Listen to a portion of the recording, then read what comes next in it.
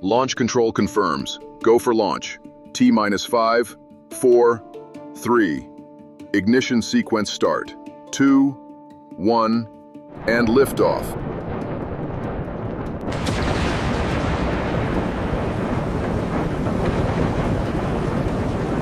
Market intelligence signal acquired. Section 1. The lockup clock.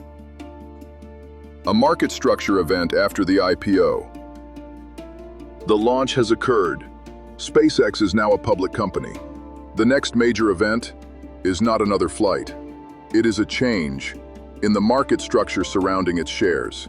SpaceX introduced approximately 638.9 million shares through its initial public offering. Now, approximately 911.5 million additional shares may become eligible for sale. Eligible does not mean sold. Float expansion is not the same as dilution, and contractual release does not reveal how much supply will actually reach the market. SpaceX will report second quarter results after the market closes on August 4th. The first potential release window could follow on August 6th. In this market intelligence report, we will separate eligibility from execution, evidence from interpretation, and market structure from speculation.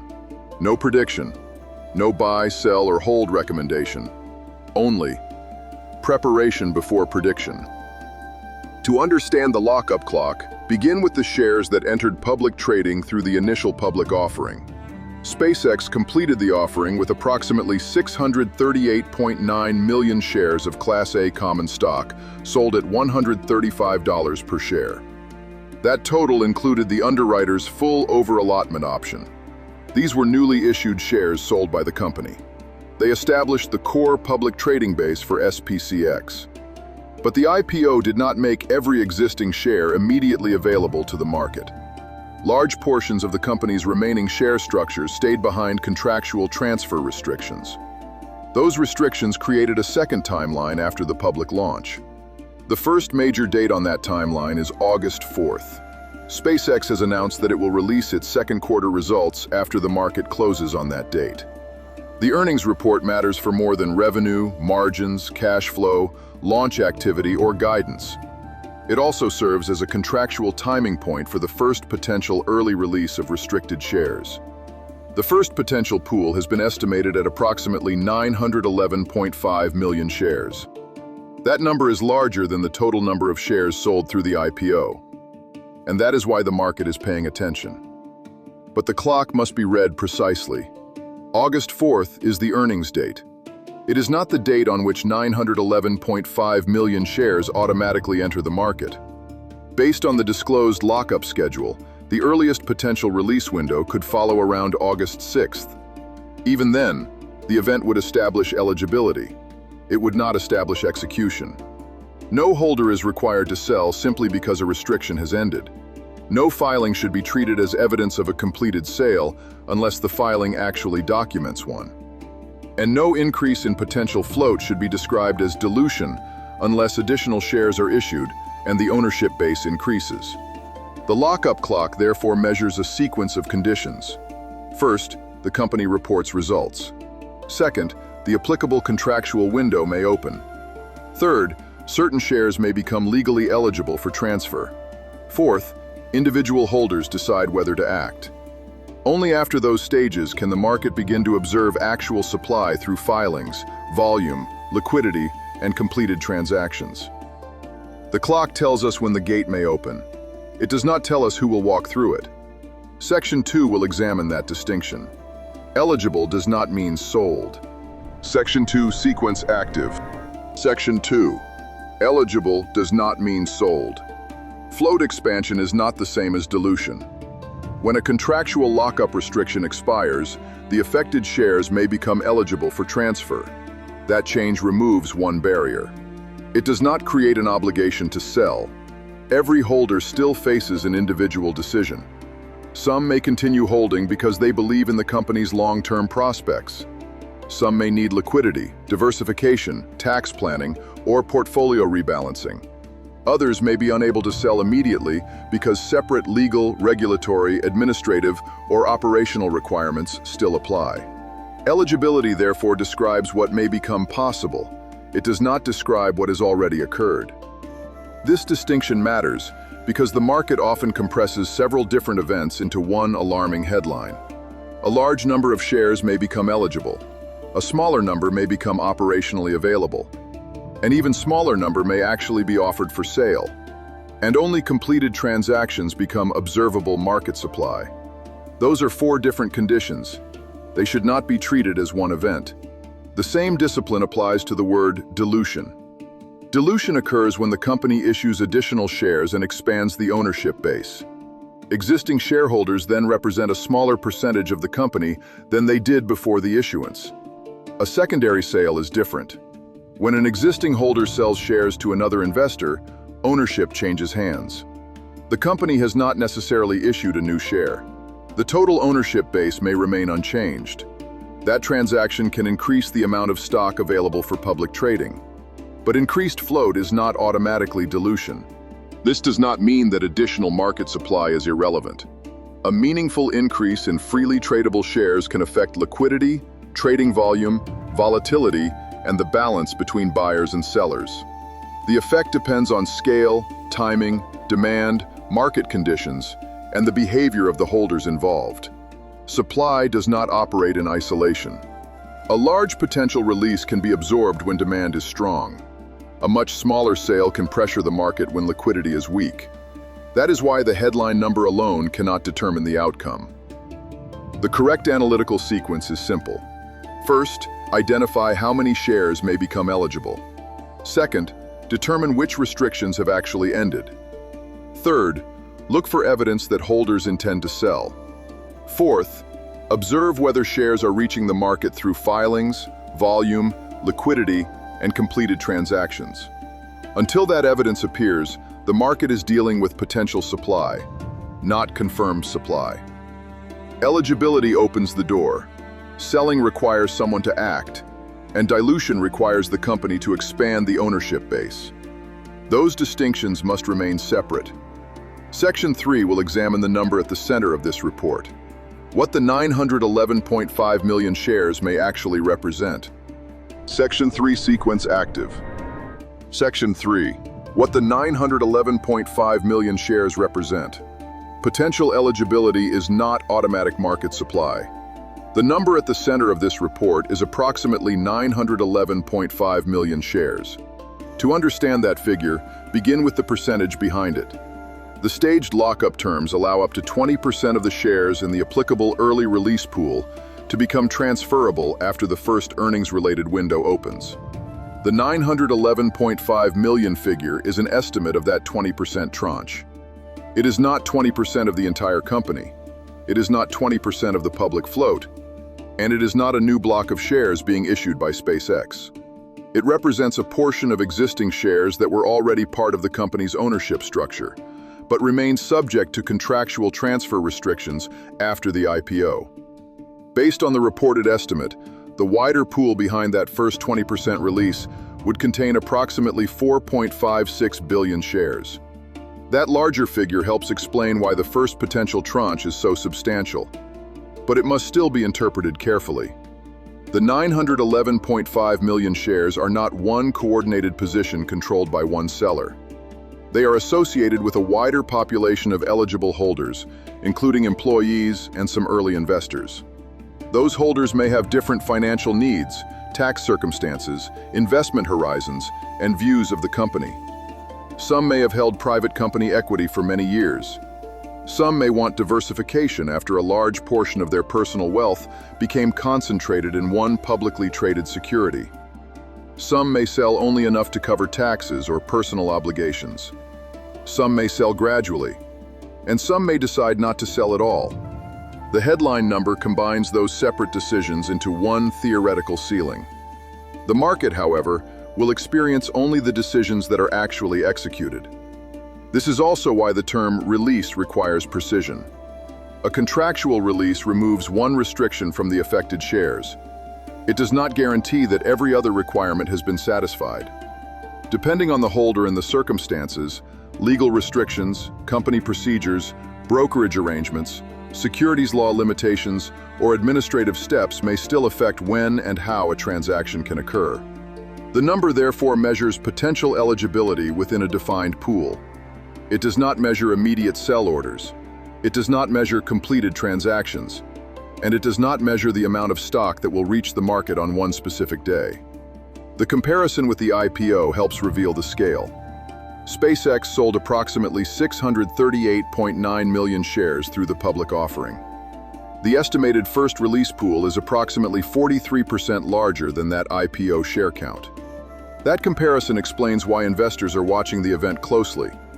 But scale alone cannot determine market impact. The relevant questions are how many holders act, how quickly they act, how much demand exists, and how much liquidity is available when transactions begin. A large eligible pool can produce limited actual selling. A smaller eligible pool can create meaningful pressure if many holders act at the same time. 911.5 million is the potential ceiling for the first reported release tranche. It is not a forecast of selling. It is not evidence of dilution. And it is not proof that the entire amount will enter public trading. The number defines the size of the gate. Holder behavior will determine how much passes through it. Section 4 will examine the next possible addition to that gate, the conditional release trigger. Section 4 sequence active. Section 4, the conditional release trigger. Strong price performance could open another 455.8 million shares. Section 4, the conditional release trigger. Strong price performance could open another 455.8 million shares. The first reported release tranche is tied primarily to the company's earnings timetable. The next potential tranche is different. It depends on market performance. Under the reported lockup terms, approximately 455.8 million additional shares could become eligible for release if SpaceX satisfies a defined stock price condition. That condition begins with the IPO price. SpaceX priced its public offering at $135 per share. 30% above that price is $175.50. The performance test asks whether SPCX closes above that level on at least 5 of the 10 consecutive trading days, ending on and including the first earnings release date. That term has a precise contractual meaning. SpaceX is scheduled to release its quarterly results after the market closes on Tuesday, August 4th. But August 4th is not itself the first earnings release date under the executed underwriting agreement. The agreement defines that date as the second full trading day immediately following the public release of the quarterly results. Under the normal trading calendar, that would be Thursday, August 6th. The initial 20% release tranche may therefore become transferable on or after August 6th. The conditional 10% tranche follows a different timetable. Its 10-session price test ends on and includes August 6th. That means the official closing prices on August 5th and August 6th remain part of the measurement period. The condition is not determined solely by the sessions leading into the earnings announcement. It continues through the contractually defined first earnings release date. If SPCX closes above $175.50 on at least 5 of those 10 consecutive trading days, the additional tranche may qualify for release. But even then, it does not become transferable on August 6th. The executed agreement states that the additional 10% may be transferred on or after the second full trading day, immediately following the first earnings release date. Under the normal calendar, that points to Monday, August 10th. The agreement also requires the company to announce the impending conditional release at least 2 business days before it becomes effective. This creates 2 separate gates. The first reported tranche, approximately 911.5 million shares, could become transferable beginning August 6th. The conditional tranche, approximately 455.8 million additional shares, could become transferable no earlier than August 10th, provided that the closing price test is satisfied and the required announcement occurs. These are not the same release date, and neither date proves that the shares will actually be sold. The conditional trigger is a test of sustained closing strength. Above $175.50, at least 5 times, across 10 consecutive trading sessions ending on August 6th. If the condition is satisfied, the additional contractual gate could open no earlier than August 10th. Not automatically sold. not automatically delivered into the market, and not automatically dilutive. The trigger creates transfer capacity. Evidence will determine whether meaningful supply actually reaches the market. Section 5 will examine that evidence. What could actually reach the market? Section 5 sequence active. Section 5. What could actually reach the market? Eligibility becomes supply only when holders act. At this stage, the investigation moves from contract language to holder behavior. The lockup schedule tells us when a contractual restriction may be removed. It does not tell us what happens next. When the applicable release date arrives, the holder receives permission to transfer up to the released portion of the shares. That removes one barrier. It does not create an obligation to sell. Some holders may take no action. They may continue holding the shares for months or years. Some may transfer shares through permitted estate planning, family trust, or affiliated entity arrangements that do not place stock into the public market. Some may prepare shares for possible sale, but never execute an order. Others may decide to convert, transfer, or sell only a fraction of the amount available to them. The eligible pool therefore represents capacity, not a forecast of completed transactions. The share class also matters. SPCX trades publicly through SpaceX Class A common stock. SpaceX Class B shares carry enhanced voting rights, but each Class B share may be converted by its holder into one Class A share. Most transfers of Class B shares also cause automatic conversion into Class A shares, except for defined permitted transfers. This means released Class B shares do not become visible public market supply merely because the lockup restriction expires. A holder must still take the steps required for a transfer or sale. Depending on the holder and the security, those steps may include conversion into Class A shares, removal of transfer restrictions, satisfaction of applicable securities law requirements, delivery to a brokerage or custodial account, and execution of an actual transaction. Even after those preparations, the shares may enter the market through different routes. A holder could execute ordinary open market sales over time. A large block could be negotiated with an institution. Shares could be distributed among investment funds or affiliated entities. Or a holder could decide that the current market price does not justify selling at all. Each route creates a different effect on visible trading volume, liquidity, and price. This is why the headline release number must remain a ceiling. The gate may be open, but supply reaches the market only when holders choose to move through it. The next question is how the market can distinguish potential supply from actual supply. The answer requires several layers of evidence. The first layer is official company disclosure. For the conditional tranche, the executed agreement requires an announcement before the release becomes effective. That announcement would confirm that the price condition was satisfied and that the additional contractual gate is scheduled to open. But even that announcement would confirm eligibility. It would not confirm completed sales. The second layer is regulatory filing evidence. Officers, directors, and certain major shareholders generally report changes in beneficial ownership through Form 4. Those filings can identify the transaction date, the number of shares involved, the transaction price, and the securities retained after the transaction.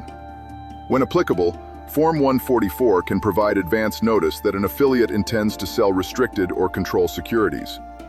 But a Form 144 is a notice of a proposed sale. It is not proof that the entire proposed amount was ultimately sold. The third layer is observable market activity. Watch daily share volume against the stock's normal baseline. Watch for unusually large block transactions. Watch whether quoted liquidity expands or contracts. Watch bid and ask spreads. Watch whether heavy volume is absorbed without major price deterioration, or whether repeated selling pressure overwhelms available demand. But volume must never be interpreted in isolation. A high-volume session could reflect earnings, options activity, institutional rebalancing, short covering, index activity, new analyst coverage, or ordinary volatility. A falling share price does not prove that employees or early investors are selling, and a rising price does not prove that released shares are being absorbed successfully. The strongest conclusion comes from triangulation. Official release confirmation.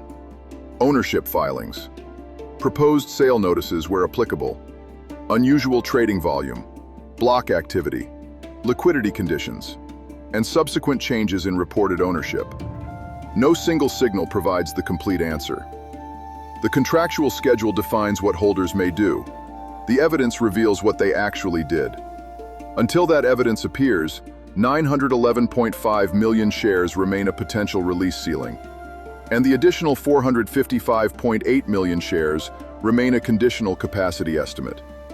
Eligibility is not execution, preparation is not liquidation, and potential supply is not confirmed market supply. Section 6 will convert this framework into a disciplined observation plan, the Market Intelligence Watchlist. Section 6 Sequence Active. Section 6, the Market Intelligence Watchlist. Watch the dates, filings, volume, and liquidity.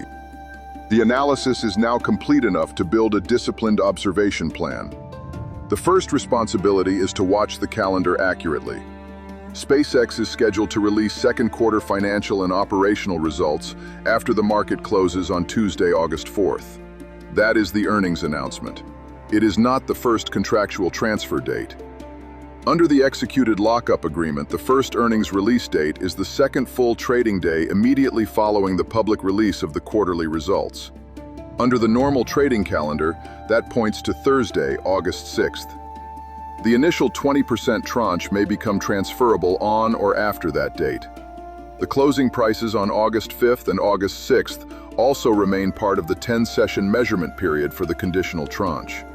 The market must therefore track each official NASDAQ close against the $175.50 threshold. The question is precise. Did SPCX close above that level on at least 5 of the 10 consecutive trading days ending on August 6th? Not trade above it temporarily. Not reach it during extended hours activity. Close above it during the official session. If the condition is not satisfied, the additional 10% early release provision does not activate through that performance test. If it is satisfied, another date becomes important. The conditional tranche may become transferable on or after the second full trading day following the first earnings release date. Under the normal calendar, that points to Monday, August 10th. But the company must also announce the impending conditional release at least 2 business days before it becomes effective. That creates the first disclosure checkpoint. Watch the SpaceX Investor Relations page. Watch official company news releases. Watch SEC filings. And watch for an announcement confirming whether the conditional price requirement was satisfied and when the additional release is expected to become effective. No announcement should be invented from price action alone. A qualifying chart pattern does not replace the required disclosure. The calendar establishes when each gate could open. The company's official disclosure confirms whether the conditional gate is actually scheduled to open. The second responsibility is to determine whether eligibility develops into observable supply. Begin with regulatory filings.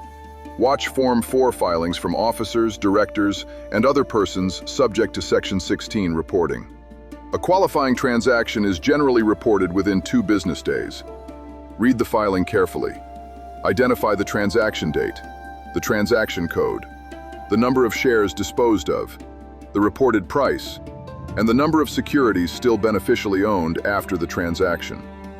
Then watch Form 144 notices where applicable. A Form 144 can identify an affiliate's proposed sale of restricted or control securities. But the word proposed matters. The filing may reveal intent and possible size. It does not prove that the complete amount was sold. A notice should therefore be compared with later ownership filings and market evidence. Next, observe the trading tape. Compare daily volume with the stock's established baseline. Watch for unusually large block transactions. Watch whether spreads widen during periods of heavy selling. Watch whether quoted depth disappears or remains resilient. Watch whether the stock repeatedly recovers after large volume declines. And watch whether elevated supply is absorbed without persistent deterioration. These observations can reveal whether meaningful selling pressure may be reaching the market. But none of them identifies the seller by itself. Earnings can create high volume. Options positioning can create high volume. Short covering can create high volume. Institutional rebalancing can create high volume. News, analyst activity, and ordinary volatility can create high volume. Therefore, the correct method is triangulation. Official release confirmation. Form 4 ownership changes. Form 144 proposed sale notices where applicable. Unusual volume, block activity, spread and liquidity behavior, and subsequent ownership disclosure. The strongest evidence appears when several independent signals point in the same direction. The weakest analysis begins with a falling price and invents a seller. Do not assume that every decline represents lockup selling. Do not assume that every high-volume session confirms insider liquidation. And do not assume that an open contractual gate must be used. Watch the evidence in sequence. First, the date. Second, the disclosure. Third, the filing. Fourth, the market response. The watch list does not predict what holders will do. It prepares the market warrior to recognize what they have done. The evidence is now organized. The final intelligence assessment will determine what this report establishes, what remains uncertain, and what disciplined investors should carry forward. Section 7 sequence active. Section 7, final intelligence assessment. What is known? What remains uncertain? The investigation now reaches its final assessment. Several facts are established. SpaceX completed its public offering at $135 per share. The offering introduced approximately 638.9 million Class A shares into the public market. The executed lockup agreement created an early release structure connected to the company's second quarter earnings timetable. Under the normal trading calendar, the first earnings release date points to Thursday, August 6th. Beginning on or after that date, the initial 20% tranche may become transferable. The reported estimate for that tranche is approximately 911.5 million shares. A second tranche remains conditional. The performance test requires SPCX to close above $175.50 on at least 5 of the 10 consecutive trading days ending on August 6th. If that condition is satisfied and the required announcement occurs, the additional tranche may become transferable no earlier than Monday, August 10th under the normal calendar. The reported estimate for that conditional tranche is approximately 455.8 million shares. Together, the two reported pools represent potential transfer capacity of approximately 1.37 billion shares. But that number remains a contractual ceiling. It is not a forecast of completed sales. The release of existing shares does not, by itself, create dilution. No new shares are issued merely because a lockup restriction expires. The company does not automatically receive new capital. Existing holders receive additional transfer flexibility. The potential public float may expand. But actual market supply appears only when holders convert, prepare, transfer, or sell shares through completed transactions. The agreement establishes when the gates may open. It does not establish how many holders will use them. The central uncertainty is holder behavior. Some eligible holders may continue holding every available share. Some may sell gradually. Some may execute private or institutional block transactions. Some may transfer shares without placing them into the open market. Others may decide that liquidity, taxes, diversification, personal planning, or market price justify selling part of their position. The contractual schedule cannot predict those decisions. The market impact is also uncertain. A large eligible pool could produce limited visible pressure if few holders sell. A smaller amount of concentrated selling could create meaningful volatility if liquidity is thin. Heavy selling could be absorbed by institutional demand. Or repeated supply could pressure the stock if available demand proves insufficient. The number of eligible shares matters, but timing, execution method, market depth, investor demand, and holder concentration may matter just as much. That is why disciplined observation must continue after the release dates. Watch official company announcements. Watch Form 4 ownership changes. Watch Form 144 proposed sale notices where applicable. Watch daily volume, block transactions, bid and ask spreads, and liquidity behavior. And compare every market signal with verified disclosure. Do not begin with a price decline and invent a seller. Do not begin with a rising price and assume that supply has been absorbed. And do not confuse contractual permission with completed execution. This report does not predict that 911.5 million shares will enter the market. It does not predict that the conditional 455.8 million share tranche will qualify. And it does not predict whether SPCX will rise or fall around the earnings and release windows. What it provides is a verified framework. The dates, the conditions, the potential capacity, the evidence requirements, and the questions disciplined investors should ask before reaching a conclusion. The gate may open. That does not mean every holder will walk through it. The market will reveal what actually reaches the field. Until then, distinguish possibility from evidence, eligibility from execution, and prediction from preparation. This has been a Sun Tzu Trading Market Intelligence Report. Independent analysis. No buy, sell, or hold recommendation. Preparation before prediction. SunTzuTrading.com. Preparation before prediction. Enter the war room before your next move.